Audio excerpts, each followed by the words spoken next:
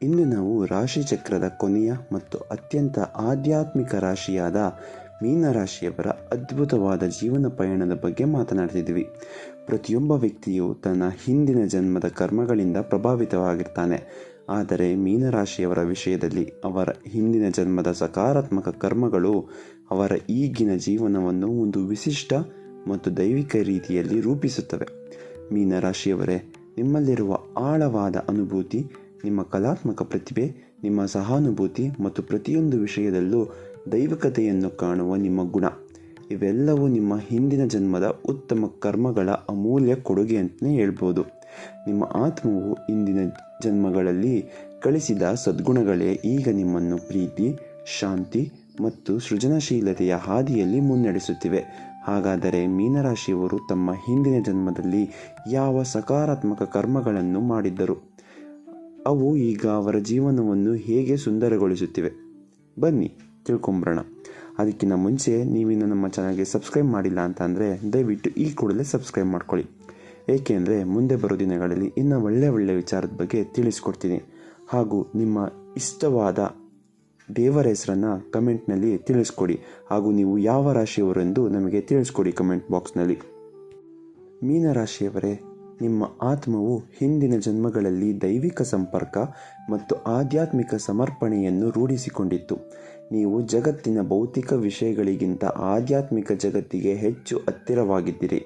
ನೀವು ಬಹುಶಃ ಸನ್ಯಾಸಿಗಳು, ತತ್ವಜ್ಞಾನಿಗಳು, ಕವಿಗಳು ಅಥವಾ ಭಕ್ತರಾಗಿರಬಹುದು, ಯಾರು ತಮ್ಮ ಜೀವನವನ್ನು ದೈವಿಕ ಶಕ್ತಿಯೊಂದಿಗೆ ಸಂಪರ್ಕ ಸಾಧಿಸಲು ಮತ್ತು ಸತ್ಯವನ್ನು ಕಂಡುಕೊಳ್ಳಲು ಮುಡಿಪಾಗಿಕೊಂಡಿದ್ದರು.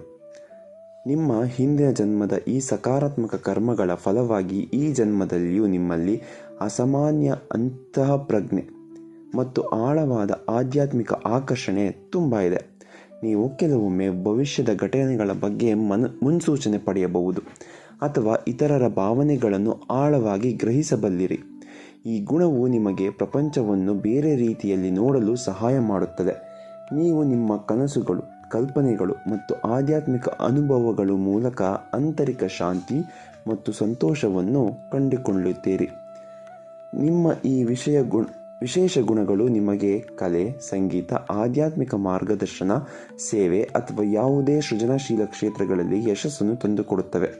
ನಿಮ್ಮಲ್ಲಿರುವ ದೈವಿಕ ಪ್ರೀತಿಯು ನಿಮ್ಮ ಸುತ್ತಲಿನವರಿಗೆ ಒಂದು ಶಾಂತ ಮತ್ತು ಸಮಾಧಾನದ ಭಾವನೆಯನ್ನು ನೀಡುತ್ತದೆ. ಹಾಗೂ ಮೀನರಾಶಿಯವರೇ, ನಿಮ್ಮ ಹಿಂದಿನ ಜನ್ಮದಲ್ಲಿ ನೀವು ನಿಸ್ವಾರ್ಥ ಸಹಾನುಭೂತಿ ಮತ್ತು ಅಪಾರ ದಯಾಪಾರತೆಯಿಂದ ತುಂಬಿದ್ದೀರಿ. ನೀವು ತಮ್ಮ ನೋವನ್ನು ಮರೆತು ಇತರರ ದುಃಖವನ್ನು ಅರ್ಥ ಮಾಡಿಕೊಳ್ಳಲು ಮತ್ತು ಅದನ್ನು ಕಡಿಮೆ ಮಾಡಲು ಪ್ರಯತ್ನಿಸುತ್ತಿದ್ದೀರಿ. ಬಹುಶಃ ನೀವು ಇತರರನ್ನು ಸಮಾಧಾನಪಡಿಸುವವರು, ರಹಸ್ಯಗಳನ್ನು ರಕ್ಷಿಸುವವರು ಅಥವಾ ನಿಮ್ಮ ಸಹಾಯದ ಅಗತ್ಯವಿರುವವರಿಗೆ ಬೆಂಬಲ ನೀಡುವವರಾಗಿರಬಹುದು. ನಿಮ್ಮ ಹೃದಯವು ಕರುಣೆಯಿಂದ ತುಂಬಿತ್ತು ಮತ್ತು ನೀವು ಯಾವುದೇ ಪ್ರಾಣಿ ಅಥವಾ ವ್ಯಕ್ತಿಗೆ ಹಾನಿ ಮಾಡಲು ಬಯಸುವುದಿಲ್ಲ. ಈ ಸಕಾರಾತ್ಮಕ ಕರ್ಮಗಳ ಪರಿಣಾಮವಾಗಿ ಈ ಜನ್ಮದಲ್ಲಿಯೂ ನಿಮ್ಮಲ್ಲಿ ಅತ್ಯಂತ ಅನುಭೂತಿ ಮತ್ತು ಸಂವೇದನಾಶೀಲತೆ ಇದೆ. ನೀವು ಇತರರ ಭಾವನೆಗಳನ್ನು ಆಳವಾಗಿ ಗ್ರಹಿಸಬಲ್ಲಿರಿ ಮತ್ತು ಅವರ ನೋವು ನಿಮ್ಮ ನೋವಿನಂತೆ ಭಾಸವಾಗುತ್ತದೆ. ಈ ಕಾರಣಕ್ಕಾಗಿಯೇ ನೀವು ಯಾವಾಗಲೂ ಕಷ್ಟದಲ್ಲಿರುವವರಿಗೆ ಸಹಾಯ ಮಾಡಲು ಬಯಸುತ್ತೀರಿ.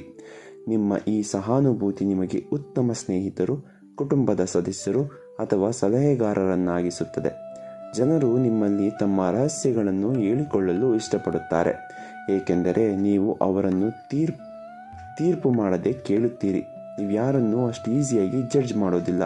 ಅವರಿಗೆ ನಿಮ್ಮ ಮನಸ್ಸನ್ನು ಕೊಟ್ಟು ಅವರ ಮಾತನ್ನು ಕೇಳುತ್ತೀರಿ. ನಿಮ್ಮ ಈ ಗುಣಗಳು ನಿಮ್ಮ ಸಂಬಂಧಗಳನ್ನು ಹೆಚ್ಚು ಆಳವಾಗಿಸುತ್ತವೆ. ನೀವು ಇತರರಿಗೆ ಪ್ರೀತಿಯನ್ನು ನೀಡುತ್ತೀರಿ ಮತ್ತು ಅವರ ಯಶಸ್ಸಿನಲ್ಲಿ ಸಂತೋಷಪಡುತ್ತೀರಿ. ನಿಮ್ಮ ಈ ದಯಾಪಾರತೆಯೇ ನಿಮ್ಮ ಜೀವನದ ಒಂದು ದೊಡ್ಡ ಶಕ್ತಿಯಾಗಿದೆ. ಹಾಗೂ ಮೀನರಾಶಿಯವರೇ, ನಿಮ್ಮ ಹಿಂದಿನ ಜನ್ಮದಲ್ಲಿ ನೀವು ನಿಮ್ಮ ಭಾವನೆಗಳು ಮತ್ತು ಕಲ್ಪನೆಗಳನ್ನು ಕಲೆ ಮತ್ತು ಸೃಜನಶೀಲತೆಯ ಮೂಲಕ ವ್ಯಕ್ತಪಡಿಸುತ್ತಿದ್ದೀರಿ. ನೀವು ಬಹುಶಃ ಸಂಗೀತಗಾರರು, ಕವಿಗಳು, ನೃತ್ಯಗಾರರು ಅಥವಾ ಕಲಾವಿದರಾಗಿದ್ದೀರಿ. ನಿಮ್ಮ ಕಲ್ಪನಾ ಲೋಕವು ತುಂಬ ಶ್ರೀಮಂತವಾಗಿತ್ತು ಮತ್ತು ನೀವು ಅದನ್ನು ಸುಂದರವಾದ ಕಲಾಕೃತಿಗಳಾಗಿ ಪರಿವರ್ತಿಸುತ್ತಿದ್ದೀರಿ.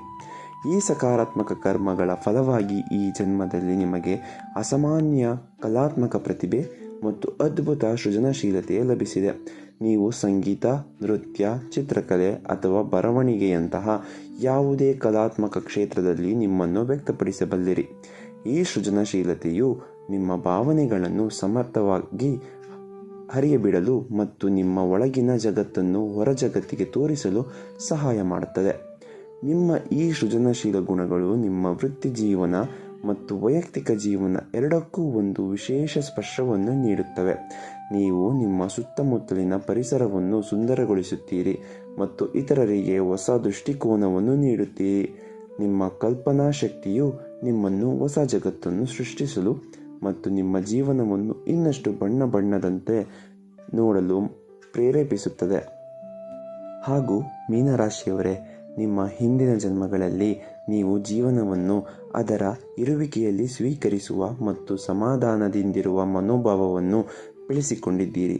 ನೀವು ಎಲ್ಲವೂ ದೈವಿಕ ಯೋಜನೆಯ ಭಾಗ ಎಂದು ನಂಬುತ್ತಿದ್ದೀರಿ ಮತ್ತು ಎಲ್ಲವನ್ನು ನಂಬಿಕೆ ಹಾಗೂ ಶಾಂತಿಯಿಂದ ಎದುರಿಸುತ್ತಿದ್ದೀರಿ. ಈ ಸಕಾರಾತ್ಮಕ ಕರ್ಮಗಳ ಪರಿಣಾಮವಾಗಿ ಈ ಜನ್ಮದಲ್ಲಿಯೂ ನೀವು ಅತ್ಯಂತ ಸ್ವೀಕಾರಶೀಲರು ಮತ್ತು ಹೊಂದಿಕೊಳ್ಳುವವರು.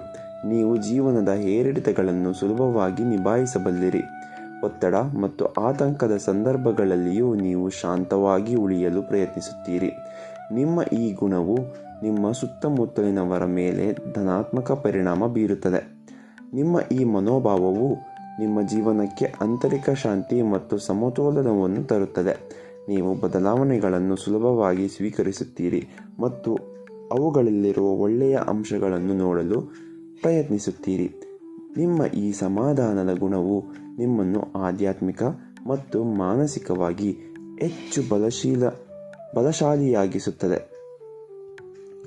ಹಾಗೂ ಮೀನರಾಶಿಯವರೇ, ನಿಮ್ಮ ಹಿಂದಿನ ಜನ್ಮದ ಸಕಾರಾತ್ಮಕ ಕರ್ಮಗಳು ನಿಮಗೆ ಈ ಜನ್ಮದಲ್ಲಿ ಅನೇಕ ಅದ್ಭುತವಾದ ಸಾಮರ್ಥ್ಯಗಳನ್ನು ನೀಡಿವೆ.